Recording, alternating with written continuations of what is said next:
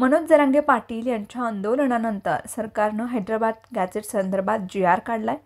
नोंदीनुसार मराठा कुणबी आणि कुणबी मराठा प्रमाणपत्र देण्याबाबत सरकारनं सुरकुत्ता आणले. मात्र या जी.आर.मध्ये मराठा समाज ओबीसीमध्ये घुसखोरी करणार असल्याचा आरोप केला जातोय. ओबीसी संघटना या विरोधामध्ये न्यायालयामध्ये जाण्याच्या तयारीत आहेत. तर सदावर्ते यांनी देखील आपण न्यायालयामध्ये चॅलेंज करणार असल्याचं सांगितलंय.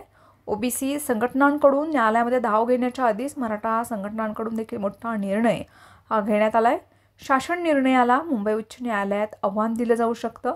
अशा परिस्थितीमध्ये मराठा समाजाची बाजू ऐकून घ्यावी, त्याशिवाय एकतर्फी निर्णय पारित केला जाऊ नये अशी विनंती करणारं कॉन्व्हेंट मराठा आरक्षण समितीचे अभ्यासक तथा मराठा सेवा समितीचे प्रशांत भोसले सांगली, गणेश म्हस्के पाटील पुणे यांनी मुंबई उच्च न्यायालयात दाखल केले. जी.आर. फाडणं थांबवा व जी.आर. विरोधात आपण न्यायालयात जाणार असल्याचं मंत्री भुजबळ यांनी म्हटलंय. ओबीसी नेत्यांना तसंच आंदोलन करणाऱ्यांना आवाहन करत भुजबळ म्हणालेत की वकिलांमार्फत आम्ही माहिती समजून घेत आहोत. उच्च न्यायालयामध्ये जाण्याची आमची तयारी आहे.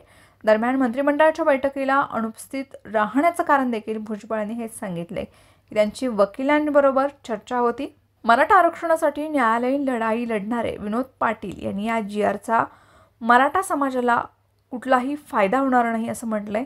त्यांनी सांगितलंय की मराठवाड्यात फक्त 48,000 नोंदी सापडल्यानं नमूद आहे. त्यानुसार 2,39,000 अर्ज दाखल करण्यात आले. ही स्वागतार्ह बाब असून आपला विजय आहे. मग बाकीच्या मराठ्यांचं काय? त्यांचा विचार कोण करणार? पुन्हा स्पष्ट सांगतो की कालच्या जी.आर.मध्ये समाजाला नव्यानं काही मिळालं नाही. कोर्टात जाऊ, सर्वांना मिळणारं आरक्षण घेऊ.